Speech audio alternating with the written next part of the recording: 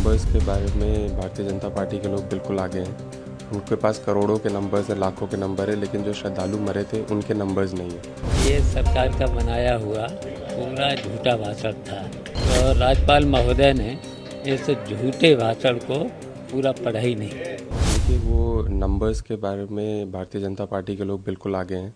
उनके पास करोड़ों के नंबर्स हैं, लाखों के नंबर है, लेकिन जो श्रद्धालु मरे थे उनके नंबर्स नहीं हैं। और जिस तरीके से जब उनके अगेंस्ट कोई चीज़ जाती है तो उसको कैसे डाउन प्ले करना है, उसको कैसे छुपाना है, वो बहुत अच्छे से जानते हैं।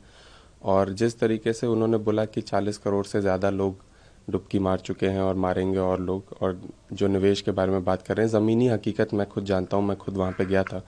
जो व्यापारी हैं, लोकल व्यापारी हैं, या कि जो बाहर से भी आए लोग हैं जिन्होंने अपने टेंट वहाँ पे लगाए हैं या फिर दुकानें खोली हैं, उनको किस तरीके से उनका उत्पीड़न किया जा रहा है, उनको किस समस्याओं से जूझना पड़ रहा है, आए दिन जो वसूली चल रही है अधिकारियों के द्वारा, और जिस तरीके से सरकार की तरफ से उनको कोई लाभ नहीं मिल पा रहा है।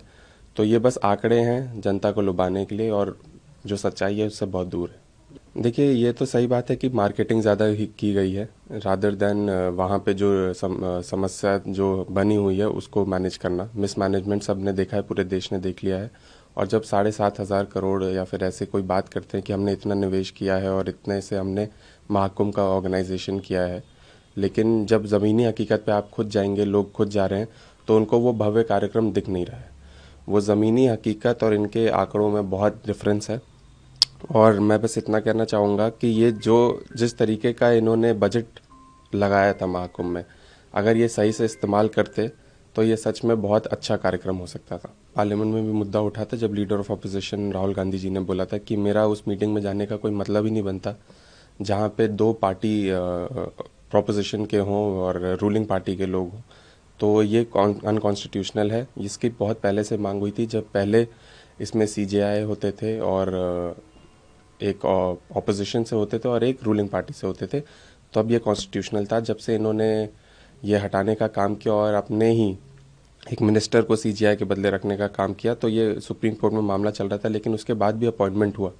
तो ये दुर्भाग्य, और पूरा देश देख रहा है कि किस तरीके से कॉन्स्टिट्यूशनल राइट्स और जिस तरीके से डेमोक्रेसी फंक्शन करनी चाहिए उसके परे काम हो रहा है। देखिए, ये सरकार का बनाया हुआ पूरा झूठा भाषण था। तो राज्यपाल महोदय ने इस झूठे भाषण को पूरा पढ़ा ही नहीं।